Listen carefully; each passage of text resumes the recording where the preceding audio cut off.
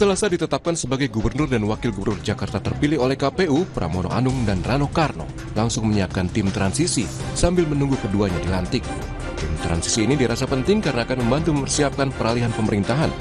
Pramono Anung bilang nama-nama yang dipilih merupakan orang-orang yang berkontribusi mendukung dirinya dan Rano Karno. Sambil menunggu itu, saya akan menyampaikan kepada saudara-saudara sekalian, sekaligus sebagai apa yang pernah saya sampaikan, bahwa akan ada tim transisi pemerintahan yang sifatnya adalah menyiapkan, bukan memutuskan, menyiapkan peralihan atau transisi pemerintahan supaya nanti begitu pelantikan saya dan Bang Dul bisa langsung bekerja. Tim transisi Pramono Rano akan dipimpin Ima Madiah yang saat ini duduk sebagai Wakil Ketua DPRD Jakarta fraksi PDI Perjuangan. Sebagai tim inti, Ima dibantu Emil Vesna sebagai koordinator operasional, Ciko Hakim, koordinator komunikasi, dan Beno Muhammad Ibnu sebagai sekretaris. Lalu ada 12 orang lainnya yang membantu tim transisi, termasuk sejumlah profesional seperti Justinus Prastowo, Nirwana Yoga, hingga Firdaus Ali. Sementara untuk jadwal pelantikan Gubernur dan Wagub Jakarta, KPU menyebut akan digelar 7 Februari 2025 berdasarkan Perpres 80 tahun 2024. Namun hal ini masih menunggu pengumuman pemerintah. Jadi kita nunggu, prinsipnya itu sudah bukan domain KPU lagi, itu domain pemerintah. Kalau di Perpres 80 itu 7 Februari, tapi kita kembali lagi ke pemerintah. Yang pasti kami hanya melakukan penyampaian pengusulan nanti untuk pengesahan calon terpilih kepada Dewan. KPU Jakarta selanjutnya mengajukan usulan hasil rapat pleno penetapan gubernur dan wakil gubernur terpilih Jakarta kepada DPRD agar hasil penetapan itu dapat segera diproses sehingga pelantikan dapat segera dilaksanakan. Tim Liputan Kompas TV.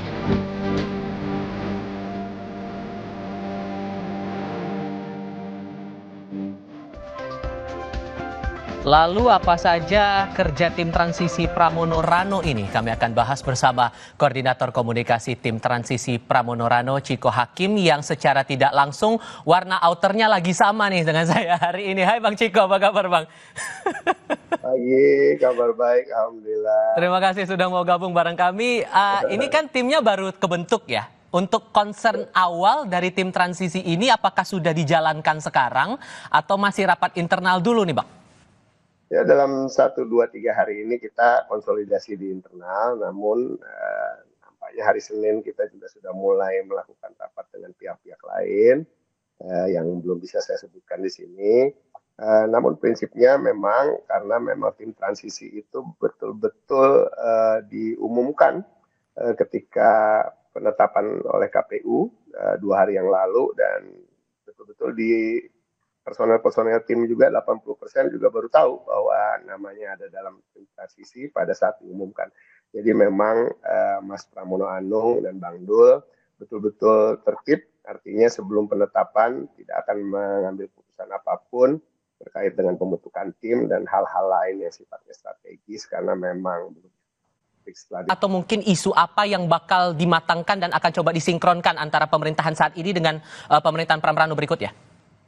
Kurang dari 1 bulan kalau pelantikannya 7 Februari, karena sampai hari ini belum betul-betul bisa dipastikan kapan pelantikannya, bisa juga di bulan Maret. Tapi itu besides the point.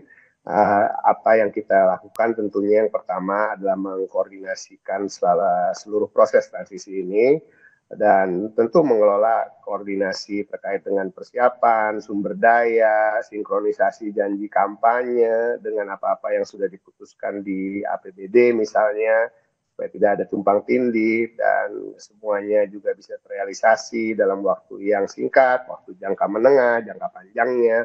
Jadi banyak sekali program, karena program ini kan ada yang jangka pendek, menengah, dan jangka panjang. Dan tentu ini butuh betul-betul komunikasi dengan segala pihak terkait, semua stakeholders, dan ini salah satu juga dari tugas tim transisi gitu. Nah, stakeholders ini kan bisa juga termasuk dengan masyarakat, termasuk juga dalam job desk saya, menjaga hubungan, mendengar keluhan-keluhan masyarakat selama proses ini berlangsung. Dan kita tahu banyak hal yang akan langsung dihadapi ketika nanti Mas Pram dan Bang Dul dilantik, yaitu bulan Ramadan dan juga menyambut Hari Raya Idul Fitri. Dan ini butuh sekali banyak hal yang dipersiapkan terkait dengan mudik, terkait dengan ketersediaan bahan pangan dengan harga yang terjangkau dan tidak banyak berubah. Nah, ini yang sangat menjadi concern bagi masyarakat yang dalam waktu yang pendek ke depan. Tapi ada hal-hal lain juga yang tentunya selalu diutamakan oleh Mas Pram dan Bang Dul, yaitu kebijakan-kebijakan yang sifatnya pro rakyat, kebijakan yang bagaimana meningkatkan kesejahteraan masyarakat yang kita tahu di Jakarta ini disparitasnya begitu tinggi antara kaya dan miskin, dan ini yang berusaha akan kita tutup gapnya dalam pemerintahan Mas Pram dan Bang Dul 5 tahun ke depan. Dan ini yang menjadi fokus, dan itulah yang kemudian di tim transisi pikirkan dan akan lakukan di masa-masa sebelum pelantikan nanti. Ini kan kalau melihat komposisi dari tim transisinya, Bang, ada beberapa nama yang bisa disebut ahli lah di beberapa bidang begitu. Nama Pak Justinus Prastowo, ada Pak Nirwono Yoga, bahkan ada nama Mas Yunarto Wijaya juga ikut bergabung di situ. Ada dasar tersendiri tidak sih kenapa kemudian nama-nama itu dipilih untuk ikut gabung ke tim transisi ini? Karena memang tim transisi ini, mohon maaf, bukan sekedar gimmick, atau gimmick ini kan, kalau gimmick kan artinya, oh kita pilih nama-nama yang kira-kira harus mewakili ini, itu. Tapi intinya tim transisi ini adalah tim yang dibentuk betul-betul melihat latar belakang siapa-siapa yang berada di dalamnya, yang kemudian nanti betul-betul mampu untuk bisa menyesuaikan dengan kemampuan di bidangnya untuk membantu proses transisi ini. Jadi Mas Toto atau Yunarto Wijaya kita juga banyak mengenal apa yang menjadi keahlian dia, Pak Nirwono Yoga, air yang juga pernah menjadi staf khusus Menteri PUPR ya, selain yang disebutkan tadi Mas Prasto tentu di bidang keuangan adalah seorang ahli yang ini sangat krusial terkait dengan bagaimana sinkronisasi antara anggaran dan juga program-program Mas Pram dan Bang Dul, begitu juga terkait dengan menambahkan pendapatan daerah untuk bagaimana kemudian bisa merealisasikan program-program Mas Pram. Oke, Bang, sorry saya potong di situ karena ada pendapat juga yang bilang harusnya sih ada tokoh masyarakat Betawi juga yang bisa jadi representasi di bagian tim transisi ini. Gimana mengomentari ada pandangan seperti itu, Bang? Ya, yang ngomong berarti sebenarnya nggak mempelajari siapa-siapa yang ada di tim transisi, karena Ibu Imamah dia Ketua DPRD DKI Jakarta adalah putri asli Betawi. Jadi ada representasi itu ya, sekaligus sudah membantah lah. Ya, sebagai ketua lagi, ya kan, sebagai ketua tim. Jadi artinya gini loh, jangan fokus terhadap hal-hal yang kurang substantif. Mari kita fokus terhadap hal-hal yang sifatnya substantif, yaitu program, yaitu bagaimana kita meningkatkan kesejahteraan rakyat Jakarta tanpa pandang bulu, suku, agama, ras, etnis, atau antar golongan. Oke, saya juga harus konfirmasi ini karena yang kami dengar kabarnya juga dari pemerintahan Pram Rano bakal meniadakan TGUPP yang sebelumnya sudah tempat diterapkan di eranya Pak Anies. Itu betul atau tidak? Ya, rasa-rasanya Mas Pram dan Bang Dul tentu mempunyai cara-cara sendiri nanti bagaimana untuk juga selain dibantu, tentunya yang utama adalah dibantu oleh jajaran Pemprov di internal sendiri, karena ini yang paling penting, karena secara resmi kan gubernur dan wakil gubernur ini adalah pimpinan administratif juga dari sebuah pemerintahan, yang artinya sudah ada ASN-ASN, PNS yang bekerja di situ sebagai SKPD di dinas-dinas maupun subdinas dan lain-lain. Nah, ini yang akan betul-betul dimanfaatkan dan dimaksimalkan terkait dengan tim yang akan membantu. Tentu akan ada mungkin dengan nama yang berbeda, namun juga dengan fungsi-fungsi yang berbeda. Kita lihat aja nanti, karena ini belum menjadi prioritas. Oke, masih berjalan, baru awal juga kan, dan nanti setelah berjalan dengan tugas-tugasnya masing-masing di setiap direktorat begitu, apakah kemungkinan nanti setelah bekerja di tim transisi, anggota-anggota tim transisi ini bakal masuk juga nih di pemerintahnya Pak Pram dan Bang Rano di Jakarta kalau udah sah jadi gubernur wakil gubernur nih Bang Ciko?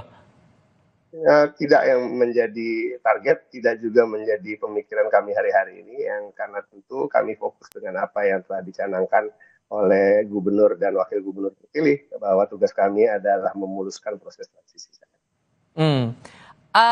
Yang juga menarik adalah sosok yang mendukung pasangan Pram Rano di Pilkada kemarin. Ada Pak Ahok, ada Mas Anies juga. Nah, bagaimana kemudian posisi dari dua tokoh ini di tim transisi? Apakah jadi penasihatkah atau ada posisi khusus? Gimana ngejelasin itu, Bang? Nggak ada. Secara formal memang tim transisi ini ya apa adanya yang disebutkan oleh Mas Pram dan Bang Dul, walaupun kemungkinan mungkin akan ada tambahan nantinya 1-2 orang lagi karena sesuaikan dengan kebutuhan. Setelah kita berjalan, setelah kita melakukan rapat, kita lihat ada kebutuhan yang perlu diisi. Namun nama-nama itu akan tentunya semua diumumkan. Terkait dengan Pak Ahok, Pak Anies, ataupun mantan-mantan gubernur yang lain dan tokoh-tokoh lain yang punya concern terhadap Jakarta, tentu tanpa henti Mas Pram dan Bang Dul juga terus menjalin komunikasi dan mendapatkan masukan-masukan dari beliau. Tidak harus secara formal tergabung dalam tim atau apapun itu. Oke, maka kemudian karena ini akan memakan waktu yang terbilang singkat begitu transisi antara pemerintahan saat ini dengan pemerintahan yang baru, maka goalnya yang mau dikejar apa nih sebetulnya dari tim transisi ini? Penegasan saja soal ini, Mas. Goalnya adalah ya bagaimana smooth transition berjalan, jadi mulus. Artinya gimana gitu ya? Artinya ketika Mas Pram dan Bang Dul di atau hari pertama duduk sebagai gubernur dan wakil gubernur yang sudah dilantik, tentu tidak harus melalui masa-masa orientasi lagi, masa-masa bagaimana nih sinkronisasi ulang lagi, tapi bisa langsung bekerja, langsung tancap gas, langsung pencet tombol dan bekerja seperti gubernur yang sudah beberapa lama duduk di dalam kursi gubernur gitu. Jadi artinya tidak harus ada kagok-kagok lagi ya kan, bagaimana caranya ini, bagaimana menuju sana, bagaimana menuju ke sini gitu. Dari hal yang paling kecil misalnya ya, jangan sampai nyasar di kantor balai kota gitu ya, sampai hal yang besar terkait dengan keputusan-keputusan strategis. Dan apa yang kira-kira akan berubah begitu dalam pemerintahan Pram Rano berikutnya di langkah pertama? Saya sebut 100 hari pertama lah yang paling awam begitu. Kira-kira yang bakal jadi langkah awal buat Pram Rano ini apa, Bang Ciko? Ada beberapa program yang memang kita harapkan bisa terrealisasi dalam 100 hari program kampanyenya Mas Pram dan Bang Dul, dan sering dijanjikan oleh Mas Pram dan Bang Dul terkait dengan banyak hal, misalnya pemegang KJP, anak-anaknya bisa menikmati pergi ke tempat-tempat wisata secara gratis, nah itu juga akan kita atur.